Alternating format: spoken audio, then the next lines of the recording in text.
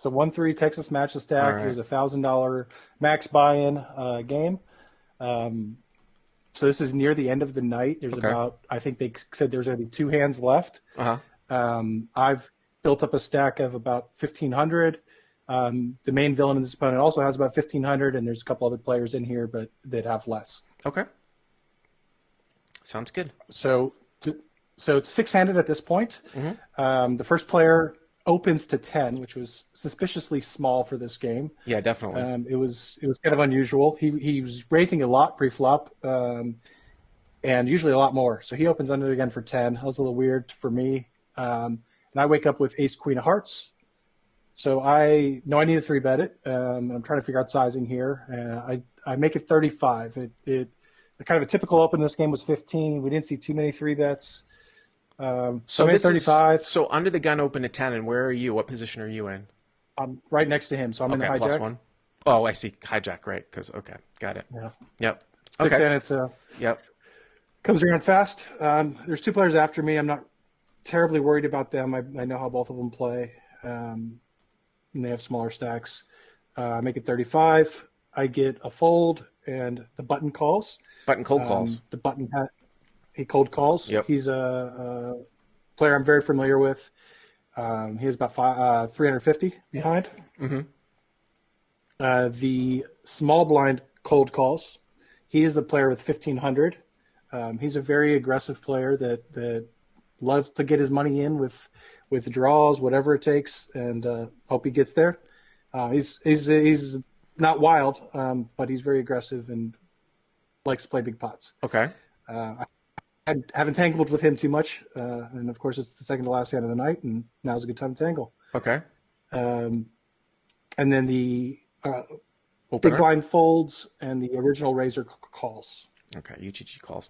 All right, so you've got 2 cold callers here. Open UTG to 10, you're in the hijack, 6-handed, so next act, 3-bet to ace, queen of hearts, 35. Button cold calls with 350 stack. Small blind cold calls, 1,500. UTG, how deep is he? He also calls. He's got about 500. All right, so you're going to go 35 times 1, 2, 3, 4, right? So 140 in the pot? 143. Okay. All The right. beauty of the live stream is you can look exactly what it is. That's true, and there's no rake in Texas. So you guys are paying time, right? I assume? That's right. Yep, okay. So what's the flop? All right, flop is a 2 of hearts, 6 of hearts, king of clubs. So pretty good flop for me. So nut flush draw. I have the nut flush draw. Yep. 1 over. Uh-huh. The small blind leads into me for 85. So this is a little strange. I'm trying to figure out what he would lead into me with. The under the gun player folds, the original razor. So I just flat here, not knowing is this a good time to raise or not. I figure let's just keep the pot small. This guy's going to keep betting into me. If I hit a hand, I'll probably get paid quite a bit. He likes to play hands. And the button folded too? The button calls. Oh, button calls. All right, so this is kind of weird. And again, this is just something that you're just never going to see. Excuse me, like in any type of simulation, right? You 3-bet, you get 3 cold call. Well, you get 2 people who cold call, right? The button, the small blind, and then the small blind leads out on king 6 deuce. If there was ever a board where you're not supposed to really lead out, this would be it against the 3-better, not like 6, 7, 8 or something like that.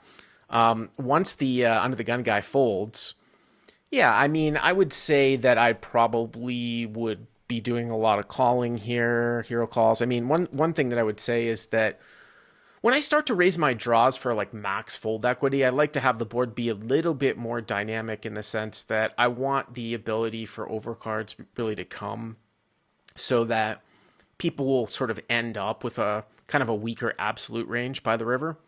So if you had a board of like, say, 9 deuce 3, 9 6 deuce, couple hearts, I could very well see raising the nut flush draw, even though a lot of people will be like, oh, that's just supposed to be a call. But I do think it's one of the best hands that you can even call it a combo draw in the sense that it's 2 overcards. If somebody's got a sort of a leading range of just top pair, then it kind of is a combo draw, 2 overcards and the flush draw. This situation is obviously different because it's a 3-bet pot.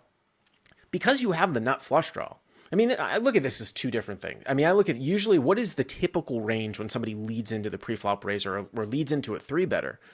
To be honest with you, it's usually going to be top pair or the nut flush draw. It's very bizarre or rare to see somebody like flat call deuces or sixes and then just lead right into this board. Like I mean, once in a while you'll see it.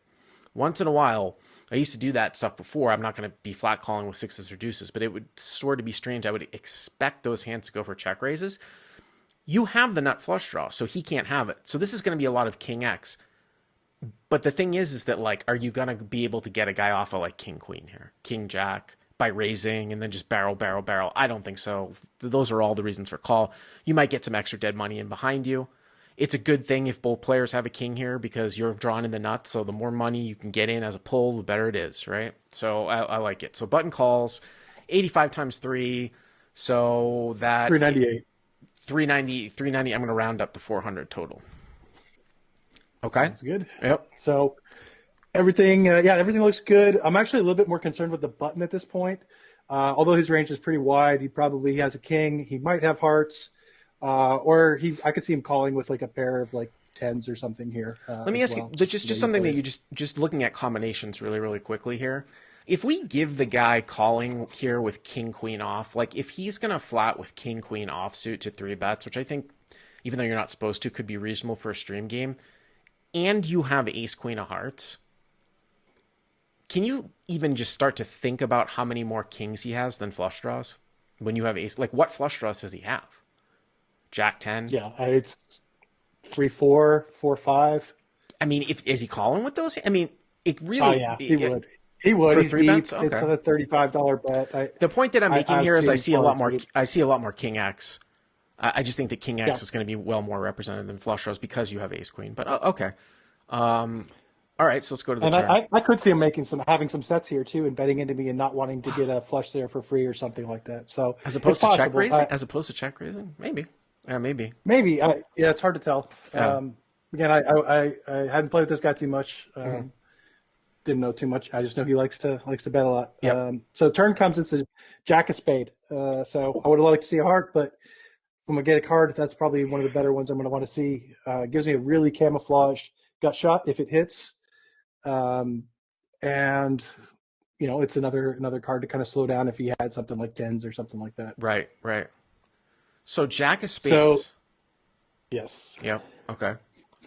So he comes out and he fires again for 235. And of course, you've picked up the gut shot too, right? Yeah, I pick up a gut shot. So yeah. So he's betting again large, basically, into two people. You're the 3-better. Two people who call. So right. So unless he's absolutely maniacal, I think that this even cuts off like even more so than having draws here. Because the preflop raiser's called and the guy behind is called, and now he's going to bet 235 into two people here. I mean, starting to get big bets here at 1-3. I don't think there's much fold equity here, to be perfectly honest with you. I mean, I think this is just a call all day. Again, this is probably going to be pulling in here the guy behind you, too, if he can't fold a king. And then you've got some clean outs here to a 10, something like that. Another hand that makes sense here is king jack.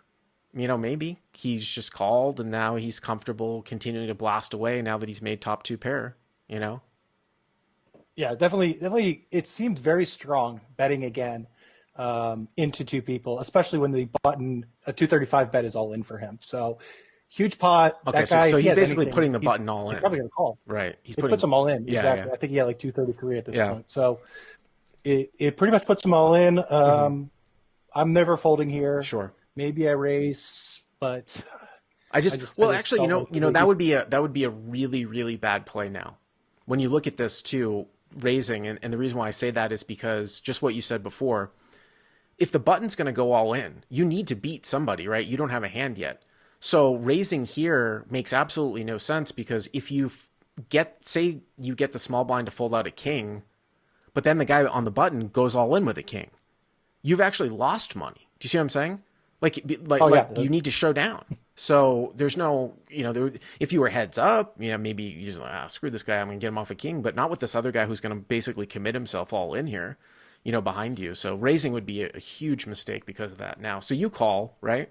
I fuck all. Uh, Button folds here, so he pains himself and mucks his all cards. right. Well, Uh, I mean, I guess you could raise if he was going to fold anyways, but it seemed like he was committed. It's just weird when you have I the nut flush draw, right? It's so Yeah, two, I figure he must not have been too 7. strong. He must have had like tens or something. It's such a bad Obviously, it's a overcall. stream game, so I'll find out 15 minutes. I mean, that's such a bad Um, overcall. So it looks like the pot's 870 now, right? eight Something. eight 868 is what Yeah. I got. So yeah, Okay. Yeah. you're dead on there. Hmm. River comes and it's ace of spades. So it's always the ace of spade on the river. By the way, I do want to Um, mention one other thing here too. Another hand that he might have, but again, it really depends on how wide he is in the small blind. Like we said, like, well, probably like you got to be really wide to have king jack off or king 10 off, king x of hearts. But the reason why I don't think, because the king is not a heart out there, it's king of clubs, six of hearts, deuce of hearts. But the reason why I don't think that's a very, very large factor is because if he has king x of hearts, he's supposed to have like those Broadway hands. Like it's not going to be easy calling with king five of heart. Like if this was a single raise pot, I could start to see, oh, he's just kind of plow out because he thinks he has a really strong hand here with like king seven of hearts that he called within the big blind. But this is a 3-bet pot and he cold called in the small. So I don't know if that maybe king nine or something like, you know what I'm saying? Like I don't know if that makes that much of a difference. But river's an ace, so you've obviously improved, right? Once in a while, yeah. You have top pair. So, if he was just blasting away with a king, that's good for you, right? So pot's 870. Yeah, so I figure if he's got a king, he'll slow down. I can check. I'll probably check behind on this river. It's ugly enough, and he sits there for about 10 seconds, and then he shoves. And so he shoves 1100, and so it's a slightly bigger than pot bet here.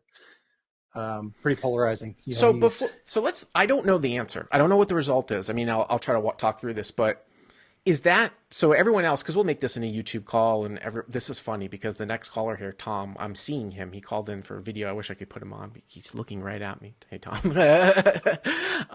So what I was going to say is that how do people act? So what was the date of this live stream? Do you remember? Can people just go to YouTube? Yeah, it was like 2 days ago. So it was. Oh, okay. What's the name? What's the name of the live stream? It's called GPC Live. I can put the link in the Sure. comments or the I don't know if it's going to let you. I don't know if it's going to let you put it in, but so it's GPC Live from 2 days ago, from like what, January 2nd or something like that. That sounds right. Okay. Do you know around what time it happened? Towards It's the end about of the 5 show? minutes from the end. So Okay, this is great. So the last hand, so it should be easy to find. So like I said, I don't know I don't know what happened, but I'll go back and watch it here too. All right, so he's moved all in here for 1100 into 870. So that's a huge bet, obviously, right? Huge bet. Very, very polarizing. So, the question becomes like, I don't even think a guy's going to play king jack this way. I think he's going to be scared of ace king. Like I tend to throw king jack out now that the ace comes at the end, because when you start to think about a 3-betting range here, yeah, you'll get value from ace king, right? If you've got king jack on the turn, but now on the river, are you going to shove and get called by ace king? You see what I'm saying? Like you're the 3-better pre. So listen, it sucks that you have the flush, that you have hearts in your hand, but I don't think I can fold here given this guy's line. If he's got a set of sixes or a set of deuces and he played it this way, I think he's going to get my money. I think I got to tap the table because he can't really have queen 10 because we've got the ace queen of hearts, right? That, something that sort of backed in here.